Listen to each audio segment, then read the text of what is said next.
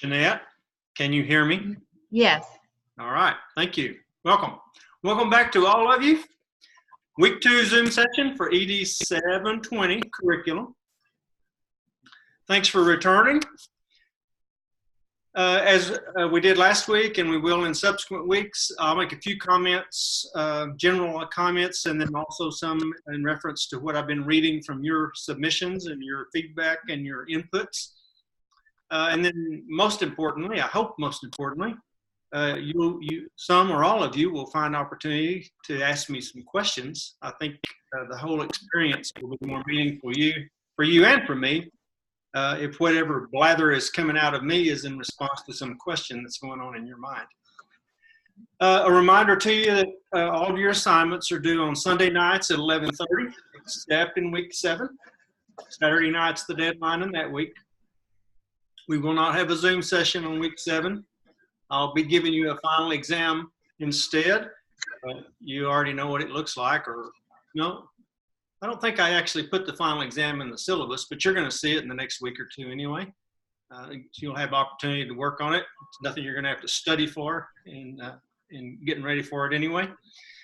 Hey, congratulations to you all. You seem to be getting a pretty good hang of the APA citation thing, most of you. Even if you've been missing the mark on that a little bit, I've been giving you opportunity to correct those and get your grade bumped back up where you want it.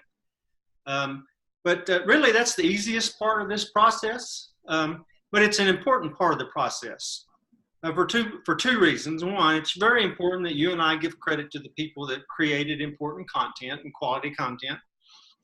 But most importantly, it's also appropriate for you and I to make sure that we cite that content correctly and appropriately, so other learners, like your classmates or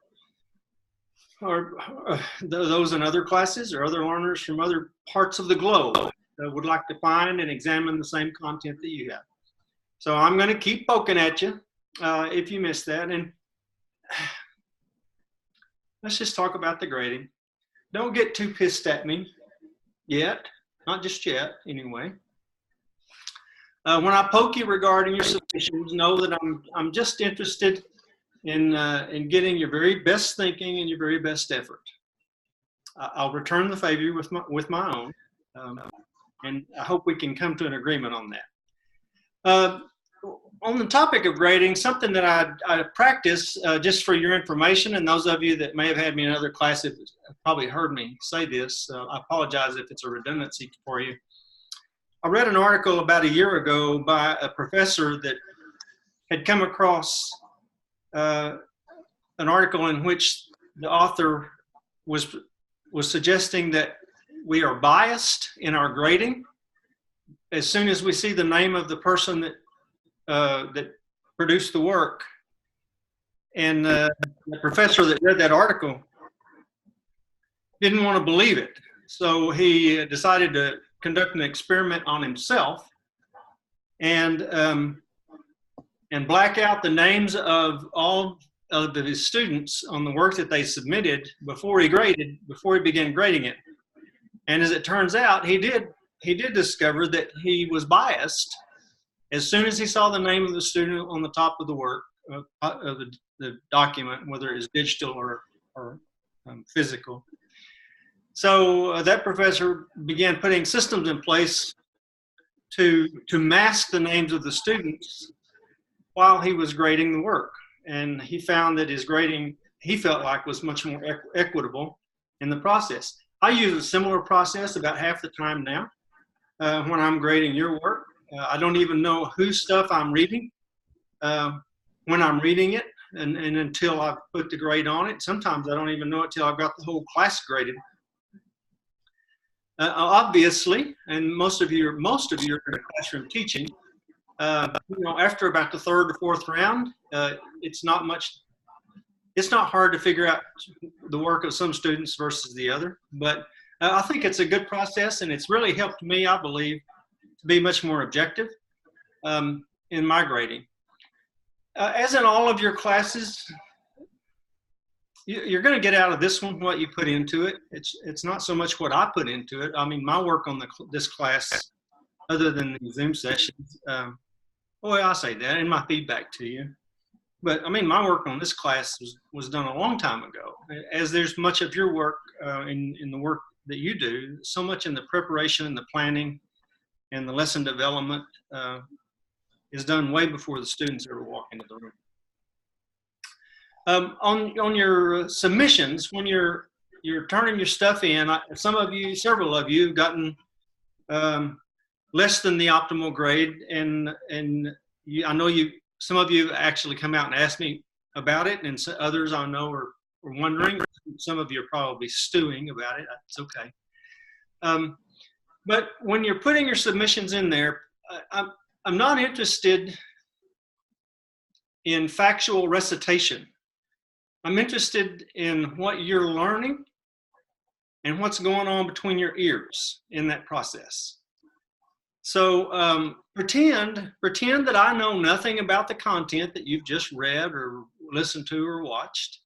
And when you're providing your submissions in those learning tasks, know that I'm looking for critical analysis on your part and some articulation from you regarding how you're making sense of the content and how it might impact your practice.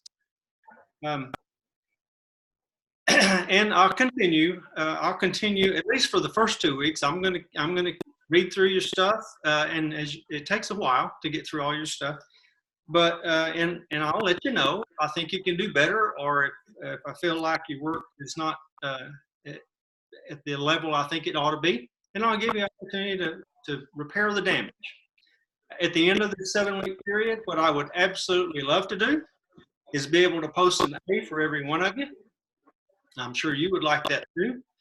But let's just agree, very best thinking, very best effort, your side and mine. Let me jump into, first let me address the word curriculum. It's kind of an ambidextrous word, sort of like government. We can use the word government to mean that ubiquitous thing that manages and controls all of us. It's very abstract in nature, but we can also use government to describe the school board of the local parish or school district you work in, or the charter school. Or we can use government to describe the city council and the community you live in. Much narrower in scope, much more concrete because we actually know the people that are representing us in those settings. So curriculum has a similar sort of dichotomous meaning. It can be the great big abstract, can't put your hands on it thing, but it can also be the curriculum for the first grade ELA, which is what you looked at in week 1. It can be very, very tight and very specific. In your learning task 4 and 5, a few of you have pinged me by email and expressed that you're having, I'm not so much sure if it's a difficulty or if you're just kind of unsure about what you're looking for. One of the reasons I say, and we're going to run across an author during the course that makes a big deal about standards and curriculum not being the same thing. I know you're going to hear that. But for our purposes, I want us to think of standards and curriculum as being somewhat synonymous. So on the learning task 4, when I ask you to take a look at the curriculum from 2 different states, I know many of you are immediately, when you start digging and looking, you end up going, all you can find is standard. Okay, that'll work. Some states, that's as good as you're going to get, is their standards. Some states will provide the standards, and they'll provide the state sanctioned curriculum for the same course or for the same area of study. But, and I know that there's 40 plus states that have adopted the Common Core state standards. So when you take a look at those 2 states, you end up seeing the same set of standards, which is okay, that's fine. I do encourage you, though, not to take a shortcut on this. Again, invest a little extra effort in it when you're looking at states on a week by week by week basis. Don't always look at the same 2 states, and even though most of you are from Louisiana, resist the temptation to always look at Louisiana as one of the states, because what I'm trying to do is broaden your perspective and give you a very generous dose of exposure to the way curriculum is formatted, the way curriculum is put together, the extent the different states go to either make it as ununderstandable as possible, and then other states go to great lengths to make it very simple. It's one of the reasons I put your the learning prompt on your Google form. I ask you to take a look at the curriculum through the eyes of a teacher, and then I ask you to take a look at those curricula through the eyes of a student too. And I'm really enjoying the way some of you are responding. Somebody, I don't know who, somebody has your microphone on. If you don't mind, please mute that thing. That'll help. Quite a few of you in your comments noted that it seemed interesting to you that the Common Core state standards, the Common Core that 40 plus states use, was the product of a collaborative work between business and education. And that's been a pretty interesting development, specifically over the last 20 years. That business has taken an increasing interest in what's going on in schools. One of the many blessings of my one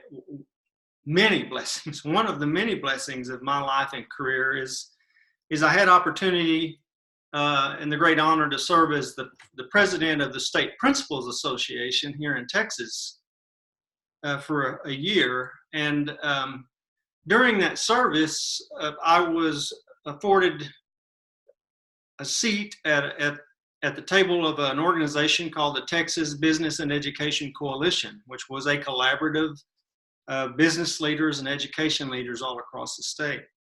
And that really kind of opened my eyes to how much business really does care what goes on in schools, because their outcomes are directly and proportionally driven by the quality of the students and the ability and the skills of the students exit schools with. And it was a great experience for me to be part of that Texas Business and Education Coalition. But it also reinforced in my mind something else that many of you have noticed, particularly in Dr. Green's videos, is the powerful impact of politics on education. And that will never be removed. And one of the reasons I think that will never be removed is because politicians love to point out problems that are difficult to define. And it is extremely difficult to define a particular set of standards and outcomes that every child should exit school with, both as far as knowledge and skills. And I would argue you go one further, or two further actually, knowledge, skills, ways of thinking, and ways of behaving.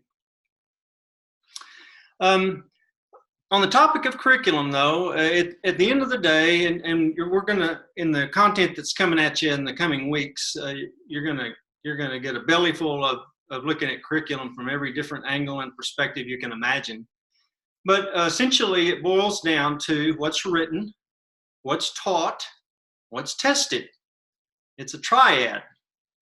And at the end of the day, if there's a good tight alignment in that triad, then most of the time you have pretty good outcomes. Obviously, there are many variables that go into, when I say outcomes, I'm talking about student performance in relation to whatever that curriculum happens to be. This week, week 2, you're talking about types of curriculum, and I suspect you're learning some words you never heard before, by design. And it's also, especially in the discussion forum on the one I titled Slippage, I wanted you all to think carefully, not just read about the content, but I wanted you to think carefully about your personal experience with dealing with some curriculum, either that you were teaching that was not written, or some curriculum that you or others in the building should have been teaching and was espoused, but really never got off the launching pad. Every school is like that. Every organization is like that as well. But that's an important piece, especially for those of you in the MEDL program that think you want to be administrators in schools. But even those of you in the MEDCI, as I've said to you before, I'm going to approach you as the leaders in your schools, because you are. There's no question in my mind that you are, and you will continue to be. And the more you add to your knowledge base, the more influential you'll become.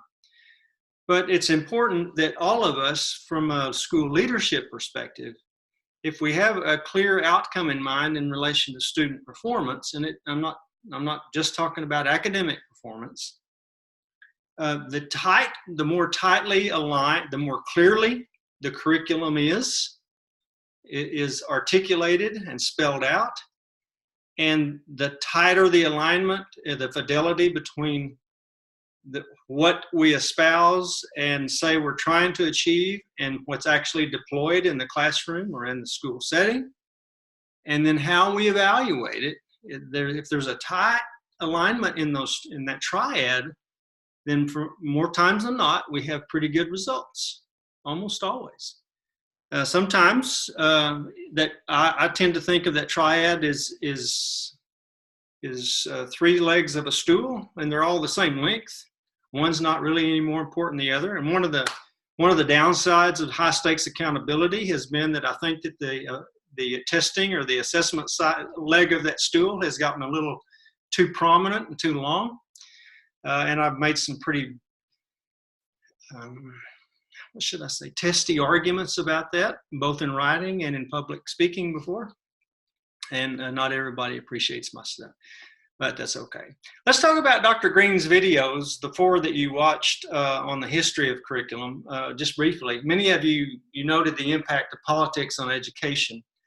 And I've been seeing recently a Facebook meme and I've got a lot of Facebook friends that are educators, about like 40 years worth of friends that are educators, but I've been seeing a Facebook meme on there that says, here's a new Survivor series, like the TV show Survivor. Let's take 16 politicians and make them responsible for teaching children in a Title I school and see how many of them can survive that. And every time I see that meme, it brings a smile on my face, because, again, politicians want to stick their nose in schools. Very few of them have ever actually been teachers. And I can promise you, very, very even fewer of them want to try on the work that you do every day, either dealing with pre-K or 4th graders or, God forbid, sophomore boys.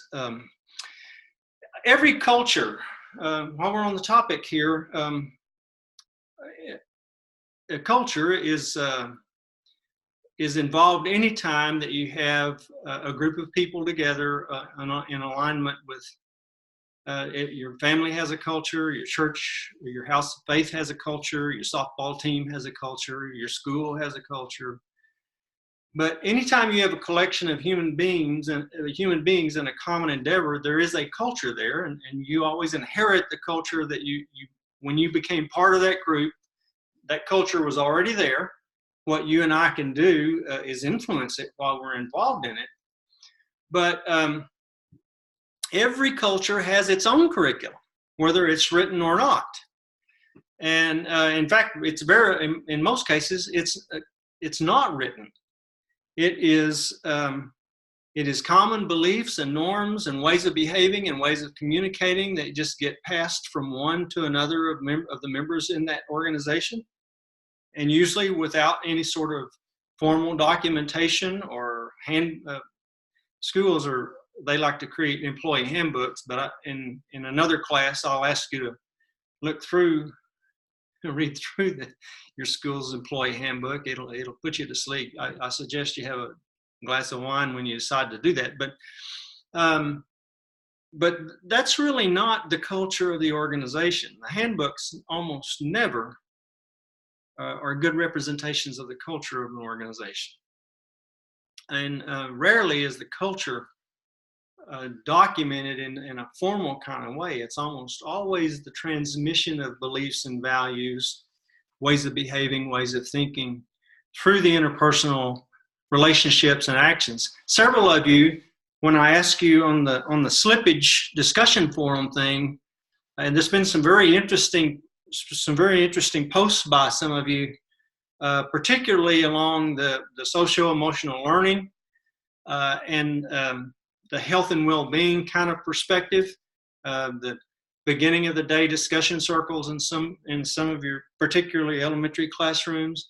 Some of you, those of you in the middle and high schools, actually have more formalized advisory periods. And much of my experience has been in high schools, and I've done the advisory period thing, and it can be just a wonderful experience for the teachers and the students, and it can also be a big load of crap, depending on how well you have it organized and whether or not you have some sort of curriculum attached to it. But on that topic, I read an interesting book. It's probably been about maybe 4 or 5 years ago. I can't remember if it was a book or an article, but right at the end of it, the topic of it was on social-emotional learning. At the end of that article or book, the author made a comment that has really stuck with me. She said, "What we teach our children, we teach their children." And I'd never really heard it put quite like that. But now that I'm a granddad, I'm hopeful that that's correct, because I think my lovely bride of 42 years and I taught our 2 daughters well. Our daughters are about the age of many of you. They're creeping up on 40 years of age now. And it's fun to watch them struggle with raising their own children. But it's interesting also to see that what we taught our children, they're teaching their children. So God, I hope God has willing and helps our 2 daughters forget the mistakes that we made while we were trying to raise them. The no curriculum, what gets left out, and there's a lot of that stuff. High stakes accountability has prompted voluminous additions to the curricular text. And many of you work in districts that spend a lot of time and effort, especially if you're in a larger district. They probably have even teams of people at central office that are trying to help you. The phrase that you often hear is unpack the curriculum, which basically is take that big pile, that monster of curriculum, and see if you can skinny it down into a few. And here's a very common phrase that you hear these days: power standards. You're looking for those elements of the curriculum that are absolutely non-negotiable, and the ones that you actually stand a chance of teaching within the 180-day school year that you have. Most of you have that, something along those lines. As I've mentioned to you, I think I mentioned to you last week, when schools and governments go about the business of trying to build curriculum, usually the first thing to do is put together a blue ribbon panel. I've never seen one of those panels wearing blue ribbons, but they always call them a blue ribbon panel. And of experts on a particular topic. Let's take one of my fields of study, which was mathematics. So you assemble 10, 12, 20 math specialists, and you ask them to write a curriculum and set standards for what school students should learn about mathematics from pre-K through 12, grade 12. And believe it or not, they come up with a lot. I mean, a lot. Arguably, and many of you would probably sympathize with this comment. There are a lot of people on this planet that think Algebra 2 shouldn't even be offered in the 12-year, 13-year school continuum. I could make arguments either way for that, but the bottom line is, when you put all those experts together and they're building a curriculum and standards for a particular area of study, it gets pretty bulky. I don't know if any of you, in Texas, most of the students take biology the 9th grade year. And when I took biology, you could actually carry the book. And I think the biology book now is like 92 pounds. And I think the next year's version, they're going to put wheels on it like they do those little drag behind suitcases that you take to the airport. Because the amount of knowledge that we have about biology, it's growing exponentially. And it's not that someone's just trying to fluff up the biology book, is that we're adding that amount of knowledge every day and every week and every year to what we know of the biological sciences. And so to be able to think that we can teach all those specific details that we've always taught before and then add to them, not realistic, not going to happen. So somebody, and usually it's done at the school district level, somebody has to unpack those standards and to try to write a curriculum or develop a curriculum that's actually manageable for the classroom teacher, for the biology teacher, within 180 instructional days. And as you and I both know, you may have 180 instructional days, but you sure don't have 180 days of instruction.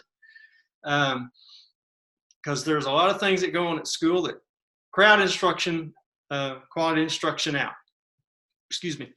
Our purpose at the end of the day, though, and this is, let me use another common phrase, particularly you hear in the political and business circles these days, is they want students that are college or career ready. And I think that's a very worthy goal, noble and worthy. But I think when they say college or career ready, I don't like the conjunction or. I would prefer that the conjunction is and, college and career ready. There's always a huge debate, and having been earlier in my career, I told you I was a math teacher, but I've also taught woodshop. I've also taught vocational classes. And it seems like the debates around the lunch table or when the politicians are debating, it seems like it always becomes a dichotomous conversation, that they think in terms of it has to be college ready or career ready, and that those two are not compatible with one another. And I would argue with you that they are compatible, and that they should be. But quite often, some of the proponents of the model of college or career ready are the very same people that created systems that prejudicially favor some students toward the college direction and other students toward the career direction or vocational direction. And we saw that for many, many years, particularly in 60s, 70s, 80s, that students basically were tracked. They were tracked early in their academic life as either good candidates for college success or not, and if not, they were sent toward the vocational routes. Here's my position, and that's what I'm trying to get around to,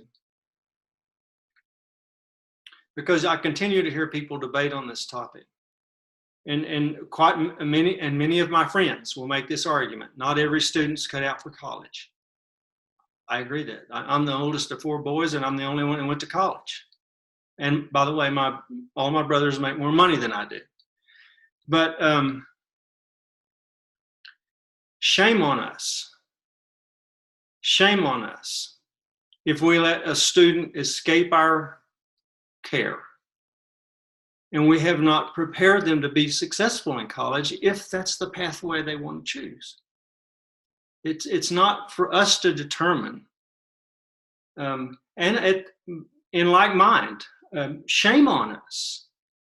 Shame on us if we have not taught them the skills and the ways of thinking necessary that will allow them to be successful in the workplace. And a lot of those are what we call the soft skills. I think it is incumbent upon us to prepare students to be successful in either or both. And I suspect many of you have family members that have done both, that they've either started out in the work world and then decided to go to college later, or they started to college and maybe finished or maybe dropped out and went into the work world. But it's our responsibility to help them develop the skills and knowledge, ways of thinking and ways of behaving that will enhance their likelihood of success in either one of those environments. And as many of you know, some of you are business owners, you're professional educators, and you own a side hustle, a business. So you have a foot in both worlds. And many of you also have significant others that you live with. And one of you are the educator, and your other significant other probably is not. So it's our responsibility. It's our responsibility to prepare those students to be successful in either or both. Shame on us if we don't. And certainly shame on us if we track them in such a way where we take away one of those options from them. I was mentioning to you Coulter earlier, and cultures have a curriculum. The passing on of the cultural beliefs and values and norms. So one of my favorite researchers is a Brit named Dr. Rupert Sheldrake. He's an interesting character. You can find him on TED Talks.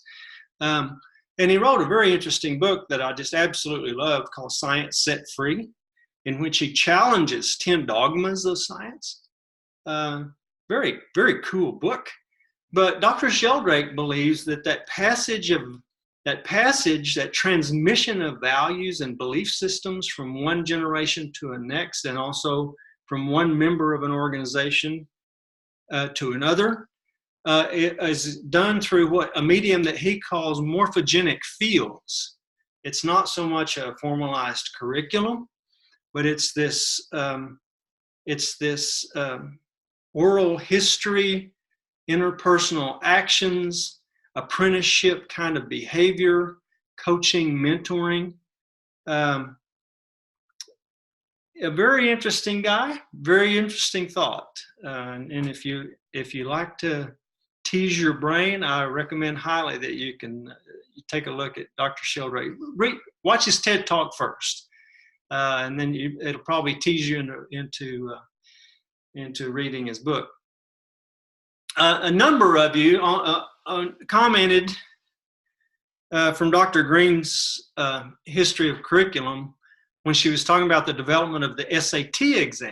That seemed to strike a chord with many of you. Evidently, it was new learning for most of you. And the way that exam basically was developed to sort and rank students toward the college pathway or not. As it turned out, the way the tests was developed, it disproportionately favored white students and students of privilege. Not surprisingly, and a number of you commented that it's amazing that we're still living with that monster, and we are. Yes, we are. In fact, in the mid-90s, there were a couple of college professors that wrote a book called The Bell Curve, in which they took a backwards look at all of the data, performance data on the SAT exams from its inception to that point in time, which was the mid-90s, and they proved unequivocally that that certain races performed better on those exams than other races, and the media just began lambasting those two professors for being racist, for pointing out that there was a disproportionate performance level between races on the SAT exam. And I began seeing and hearing those newscasts and reading articles about how they were just hammering Doctors Herstein and Murray. And I thought, maybe I need to read that book, see what's there. And it was like this wide. I mean, it was one of those big ones. You did not want to fall asleep and let it hit you on the face because you'd have a broken nose. But as I read that book, they made a compelling case, and evidently all those journalists and politicians didn't read the book, or at least they didn't get to the last few chapters, because what Dr. Herstein and Murray were saying is there's something wrong with the test. There's something wrong with the test. We cannot continue to say we're measuring intelligence, and the results show such disparate performance levels between races. It's not, the disparity is not between the races, the disparity is in the test, the way the test is designed. And that was the argument they were making. And they were really making for a strong case that we either make the test better or move away from it. And in relation to that, right now, today, there are a group of Asian students in this nation that have a case before the Supreme Court arguing that they were discriminated unjustly against in relation to the SAT exam. There's one more thought I wanted to share with you on the SAT exam. And there, I know we've got at least one counselor in our class, and there may be more of you, but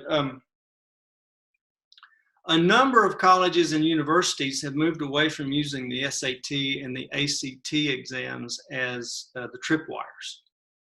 When I entered college, you had a minimum ACT score, a minimum SAT score, you couldn't even get in. And many colleges and universities have moved away from that. And again, I forgot which one of you is a counselor. Those of you that work in high schools may even be aware of this, probably are aware of this. But more and more emphasis now for high school students that are intending to go to college. So the colleges and universities are using a portfolio and resume sort of assessment to take a look at the whole child rather than just academic performance to make their admissions determinations. And so what you see is a lot of high school students engaging in community activities and volunteer work, doing and participating in multiple kinds of extracurricular activities. And some of them do it because they love it, but some of them are doing it just to pad up that resume to make themselves more attractive to colleges and universities when they get ready to go. It's kind of an interesting development, and I think it's a pretty good one, actually. Learning tasks 4 and 5. I'm sure doing a lot of talking. I hope y'all have some questions for me. I need to push on here. Learning tasks 4 and 5. That's when we have the state scavenger hunt on curriculum, and then learning task 5 is when I ask you to do the district-to-district comparison on this curriculum crunching. You're beginning to see some very interesting examples of curriculum and differences in quality, differences in formatting, differences in flexibility, and also differences in focus, or the plural is foci. I know, I'm a former math guy.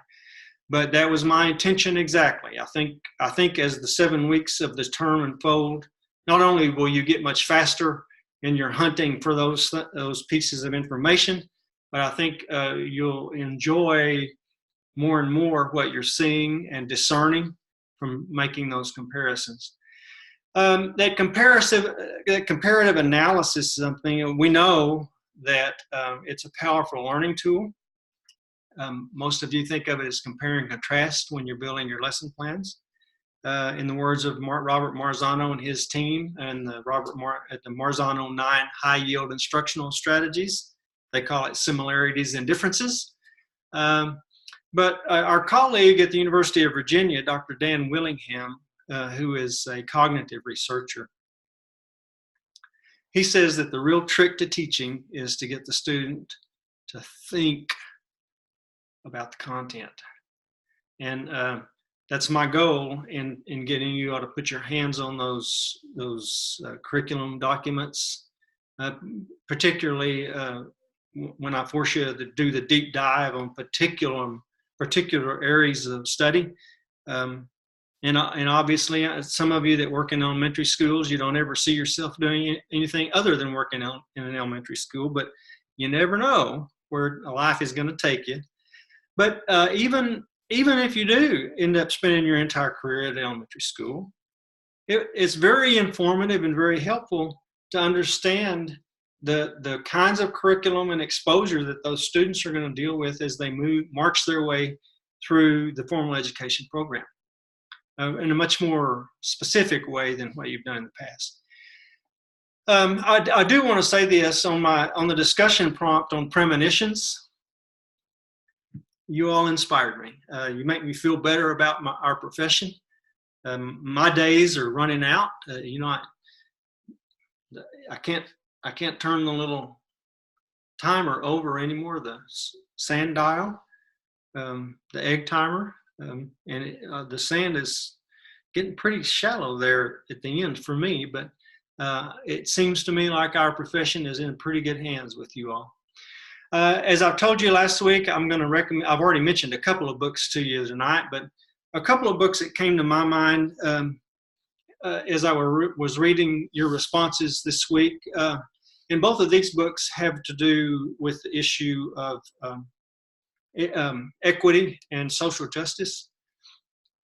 One of the most powerful writers that I have read on the topic of equity in the education system is a guy named Jonathan Kozol, K-O-Z-O-L. And everything I've ever read by him is good stuff. It'll just make you mad as hell, mostly because it's hard to see if that we're making the kind of progress that we need to make. But one of the best books of his I read, he copyrighted in 2005, and the title of it was Savage Inequalities. And it's an indictment, really, of the inequalities in the education system, particularly the public education system. And then another one along the same topic, Dr. Diane Ravitch, R-A-V-I-T-C-H. Dr. Ravitch actually worked in the U.S. Department of Education during the Bush 43 administration when No Child Left Behind. You learned about that from Dr. Green if you didn't already know about it. When No Child Left Behind became federal statute, Dr. Ravitch was working there in the Department of Education, and she was an instrumental player in implementing the high stakes accountability requirements. And she got saved. I guess it's the best way to put it. After she left service of government, and she kept watching what was happening to students in schools that were forced to get on that hamster wheel of No Child Left Behind. She saw what an inequitous process it was. And she really went out on a warpath. She's still active today. You can look up her blog if you want to. She speaks publicly quite often now. But she wrote a book in 2013 titled Reign of Error, in which she basically made a public apology for what they did with No Child Left Behind. Their intentions were good. I mean, they wanted every child to have equal opportunity. But she realized after the fact that what they'd done is created some systems that did not work well for all children at all. Okay, I've been yakking. And I'm going to answer your questions now. And Chelsea has one. Thank you for asking, by the way. Can you also create a document with your book recommendations? Already done it. If you'll go to my website, nelsonwcoulter.com, you'll find one of the tabs at the top. It says, I think it says NC's book recommendations. And I read a lot because I don't sleep very well. But I've got those book recommendations broken down into different topics, the topics of interest to me. And of course, education, teaching and learning is one of those topics. But have at it. And the only books that I put on that recommendation list, it's kind of long. It's because I got a lot of years of reading behind me, but I'm never going to put a book on that list that's a crappy one. So everything that you find on there, if it's an area of an interest to you, I think you'll find that the book was well worth your time. Melissa has a question. How many discussion forums do we have a week, and what days should we expect them, or they due? Okay, Melissa, thanks for the question. Almost every week, you're going to have 2 discussion prompts from me. I'm glad you asked this question. It'll help me make a clarification as well. I usually send one of those prompts to you early on Monday morning, and I usually send the other one early on Wednesday morning. And I really, unless I come down with a flu or something, I really can't imagine not getting off of that schedule. They're due at your responses to them are due at the same time everything else is due, Sunday night at 11:30. And a couple of you asked me during the week about how many responses you have to respond to other students. Unless I tell you to, in my prompt, to respond to another student, you don't have to. As you can see in my prompt this week, the one that came out this morning, I'm asking you to look into the collective learning from week 1 and read through your classmates' stuff and then react to one of their postings. But I know that in many of your classes, you're required to kind of carry on a conversation between one another. That's not a requirement by me. I'm going to give you 2 prompts per week, and as long as you respond to those 2 prompts, you're going to get credit for the discussion for learning task 6. Somebody else asked me a question. It doesn't even have to be about it can be problems of practice. It can be about the course. It can be about curriculum. It can be, doesn't matter to me.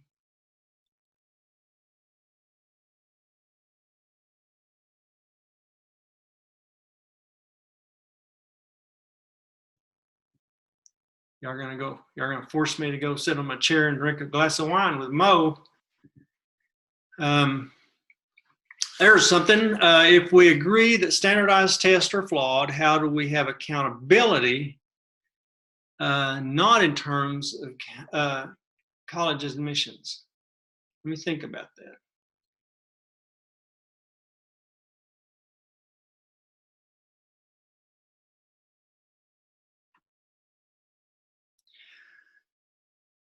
Well, let me give you a brief story, if I can. Chelsea, I think it's C. Baker. I think it's Chelsea, if I remember correctly. Actually, if you go to my website, you can also see a tab there that has articles that I have written. And I wrote an article back in 2012 about the flawed accountability system. And here's the way I framed it. What if if we got ourselves a blue ribbon panel of experts on physical fitness, and we asked them to put together a set of standards that would assure that every child would be physically fit by the time they graduated from high school. And so this panel of experts comes up with a regimen of all kinds of physical activities that designed to address strength and flexibility and endurance and all those things that we look for from physical fitness. But then they had to try to figure out a way to test it to show that it was working. So these guys and gals come up with a measurement system, and what they said is this: every third grade student must be able to take a shot put, like you see at track and field. Every third grade student must be able to put that shot a certain number of feet and inches. It doesn't matter how tall they are, how strong they are, whether they have one leg or two legs. Every third grade student has to be able to put the shot at that certain distance, or we deem them not fit. Every sixth grade student must be able to run a 100-meter dash in X amount of seconds. And if they can't make it in that prescribed time, then they're failures. And it doesn't really matter if they're a sixth grader, how old they are. It doesn't matter if they have asthma. It doesn't matter if they're short or tall, or broad or narrow. Every one of them has to reach that same standard. And then every 10th grade student has to be able to jump over a high jump bar at a predetermined height. And it doesn't matter if you're male or female, or what your family background is, or what your experience with physical fitness is, and what your nutrition is like. But you have to be able to jump over that bar at that height, or you're deemed unfit. That's the same thing that we've done with our high stakes accountability system.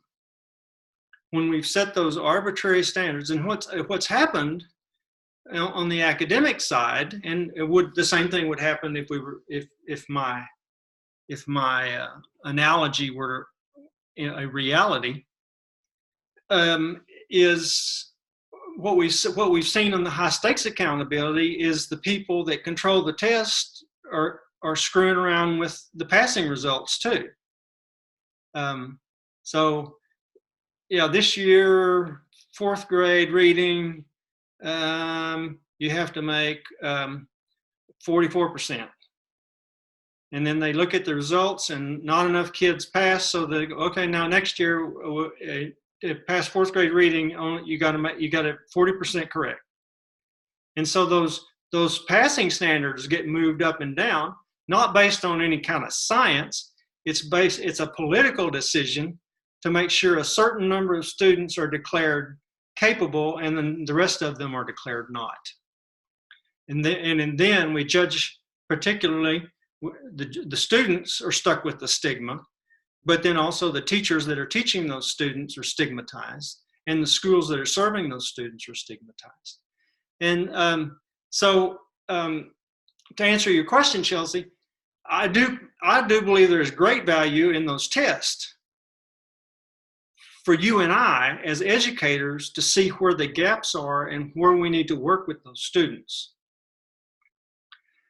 No amount of work that you and I would ever be able to do could cause every 10th grader to be able to high jump bar at a predetermined height. Some would always be able to jump higher. Some would never be able to jump over anything but the most minimal. Some might not even be able to step over the bar. But our job is to take each child where they are and stretch them as far as we can get them in all these areas, whether it's shot put, high jump, or mathematics. is to stretch their learning, to optimize, that's the word I like to use, to optimize their learning while they're in our care. So the tests are flawed. As the tests are flawed, as soon as we decide the test is going to be a measure of your worthiness, then it's flawed. If the test is used as a measure of your current skill level to inform the teachers, the professional educators on the next best moves to improve that skill level, then it's not so flawed.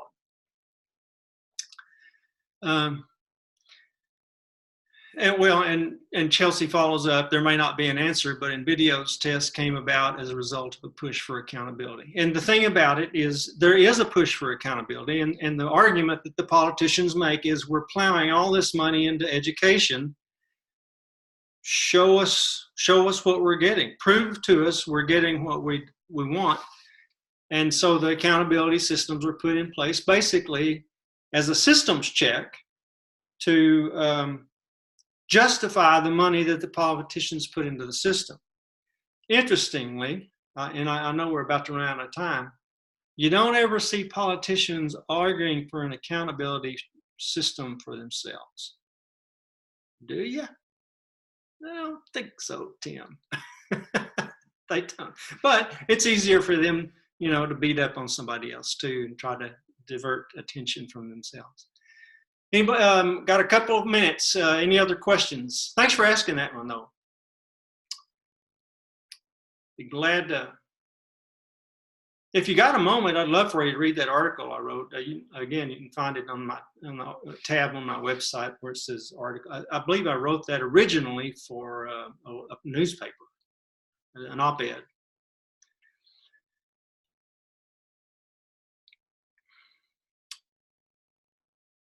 I've actually used that very same thing in training superintendents here in Texas.